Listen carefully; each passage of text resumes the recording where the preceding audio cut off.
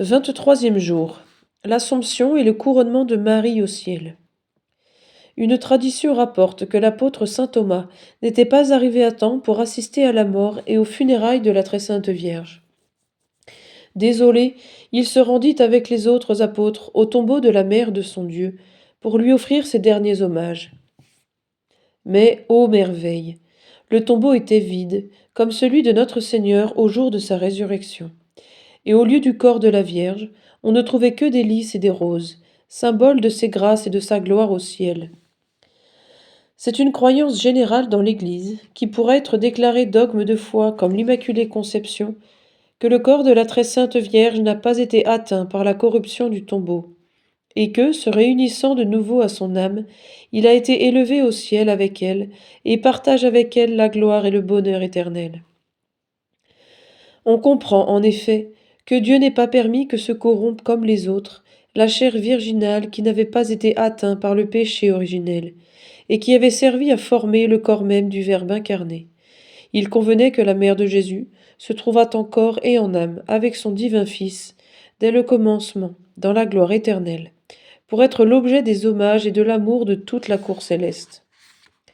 Il nous est impossible de décrire et d'imaginer même la glorieuse Assomption de Marie au ciel, au milieu des anges, son entrée triomphale dans le séjour des bienheureux, l'accueil divin qu'elle reçut des trois personnes de la très sainte Trinité, les témoignages d'honneur et d'affection que lui donna Jésus-Christ et tous les hommages que lui rendirent les anges et les saints.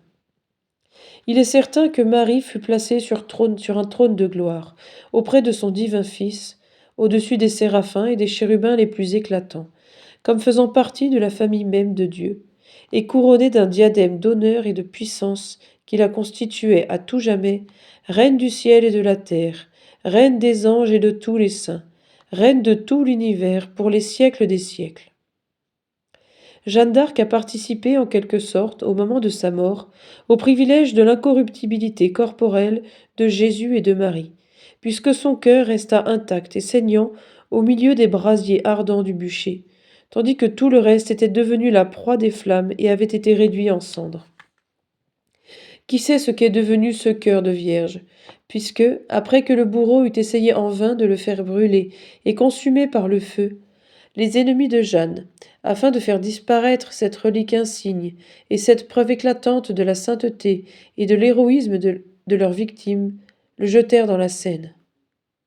Ce qui est certain, c'est que la mort n'a pas été pour Jeanne, comme pour tous en général, excepté pour les saints, le silence et l'oubli, puisque, aussitôt après qu'elle eut rendu le dernier soupir, tout le monde proclamait sa sainteté, et que commençaient pour elle des honneurs et un culte qui se continue et redouble encore de nos jours. Mais qui dira quelle fut son entrée au ciel? Avec quelle démonstration de joie, de tendresse elle dut être reçue par les saintes Catherine et Marguerite, qui lui avaient si souvent apparu pendant sa vie et jusqu'au moment de son supplice. De quels honneurs ne dut pas l'entourer l'archange Saint-Michel, avec tous les anges qui se montraient à elle sur la terre? Quels éloges et quelles félicitations lui adressèrent parmi tous les saints les grands rois et les femmes célèbres, qui avaient opéré de grandes merveilles chez les peuples et dans les royaumes, tandis qu'elle les surpassait tous par ses exploits guerriers. Mais quels ne furent pas les transports et les acclamations de tous les saints français, de tous ceux qui avaient pu combattre avec elle et mourir sous ses ordres, de saint Charlemagne et de saint Louis en particulier, qui avaient tant prié, comme l'avait déclaré Jeanne de son vivant, pour elle et pour la France. Et Jésus et Marie honoraient leur humble et dévouée servante, tandis que Dieu montrait en elle le digne instrument de sa puissance et de sa gloire dans un des plus grands faits de l'histoire humaine. Exemple. C'est un fait désormais acquis, déclaré officiellement par celui qui représente Jésus-Christ sur la terre, par le pape, que Jeanne d'Arc a été admise au ciel parmi les bienheureux. C'était depuis longtemps la croyance de tous ceux qui connaissaient la vie et l'histoire de Jeanne, et les ennemis eux-mêmes qui l'avaient vue mourir déclaraient qu'elle était une sainte, et désiraient que leur âme fût où était la sienne, c'est-à-dire au ciel. Mais l'univers catholique a eu connaissance des fêtes splendides qui ont eu lieu à Rome en l'honneur de Jeanne d'Arc pour sa béatification, et qui se rappelaient son couronnement au ciel en donnant une pâle idée.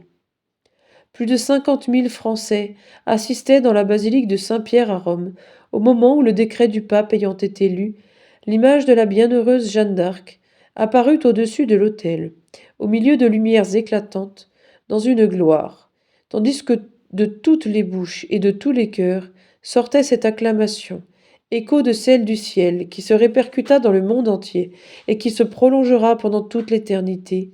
Vive la bienheureuse Jeanne d'Arc. Prière. Très sainte Vierge Marie, Reine du ciel et de la terre, nous unissons avec amour nos félicitations et nos acclamations à celles qui vous accueillirent au ciel au jour de votre Assomption glorieuse et de votre couronnement royal. Et nous vous implorons avec confiance, ô Reine de miséricorde, afin que vous nous obteniez toute grâce de votre divin Fils, notre Dieu, et que, par votre intercession, nous allions un jour au ciel, pour continuer à vous glorifier et à vous aimer avec tous les anges et les saints, avec vos fidèles et dévots serviteurs. Bienheureuse Jeanne d'Arc, priez pour nous, afin que nous allions partager avec vous dans le ciel les joies et les gloires du triomphe éternel. Résolution. Aimer à glorifier et invoquer souvent avec dévotion Marie, Reine du ciel, et la bienheureuse Jeanne d'Arc, protectrice de la France.